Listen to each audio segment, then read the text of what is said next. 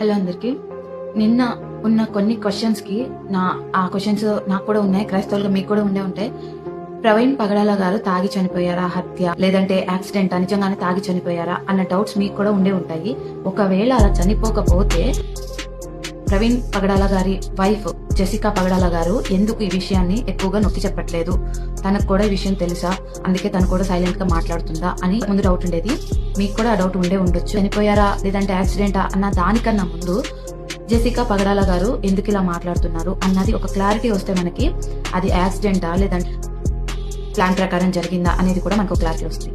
First గా Jessica పగడాల గారు ప్రతిసారి మాట్లాడుతున్నప్పుడు నేను ఫర్గివ్ చేస్తున్నాను, మినిస్ట్రీని కంటిన్యూ చేయాలి మనం. I, Jessica Pagadala, wife of Praveen Kumar Pagadala, here has to continue the ministry what he has shown us. I am Jessica Pagadala.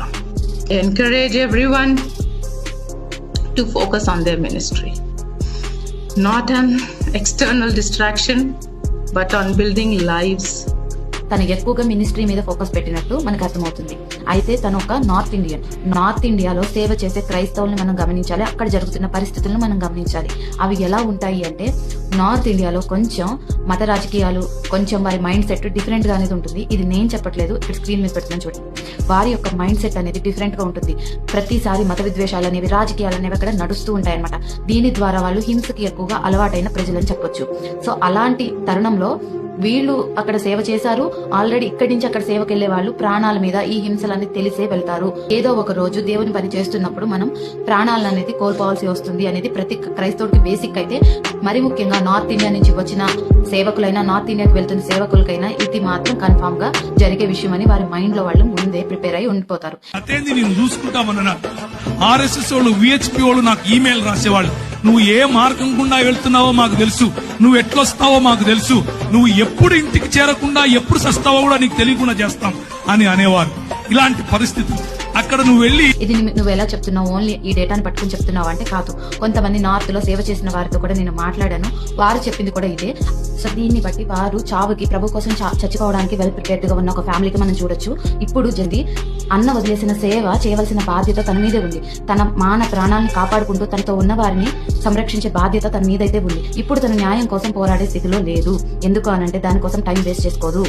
Ministry అనేది important. ఇప్పుడు ఈ చావు మీద కాన్సన్ట్రేషన్ చేసి న్యాయం కోసం చూస్తే, మినిస్ట్రీ సిస్టర్ నాకు చెప్పారు, నువ్వు తను మాట్లాడుతున్నప్పుడు కింద కమెంట్స్ చూడలేదా ఏంటి మొదలు, ఇప్పుడు ప్రవీణ్ గారు చచ్చాడు, వీడి వైఫ్ పిల్లలు అందరూ ఉంటారు, రోజుకొకరు మనం వెళ్ళొద్దామన్న కమెంట్స్ అనేవి తనకు కంటపడ్డాయంట. అవి నాకు చెప్పింది.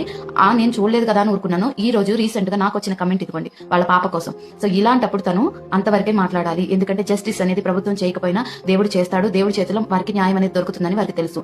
సో మినిస్ట్రీ అనేది కంటిన్యూ చేయవలసిన బాధ్యత తన మీద ఉంది. మరి మనం ఏం చేయాలంటే, మనం పోరాడదాం, మనం న్యాయం కోసం పోరాడదాము, పోరాడుతున్న వారికి సపోర్ట్ చేద్దాం. ఇందువల్లనే జెసికా గారు ఎక్కువగా దీని మీద ఫోకస్ అనేది చేయలేదు. సో ఏదేమైనా ఒక మంచి నాయకుడిని మనం కోల్పోయాం. మరి అదెలా చెప్పగలవు అంటే, అది కూడా బైబిల్ని ఆధారం చేసుకుని చెప్పగలను. ఎదుగుండి. సో ఇప్పుడు మీకు క్లారిటీ వస్తుంది. ప్రవీణ్ పగడాల గారు చనిపోయారా, ఎలా చనిపోయారు అన్న విషయం వారికి తెలిసే వాళ్ళు సైలెంట్ గా ఉంటారు, ఉండాలి కూడా. దేవుడు న్యాయం చేస్తాడు. సో మీకు కూడా ఇప్పుడు తెలిసే ఉంటుంది, క్లారిటీ వచ్చే ఉంటుంది. మీతో పాటు నాకు కూడా క్లారిటీ వచ్చింది.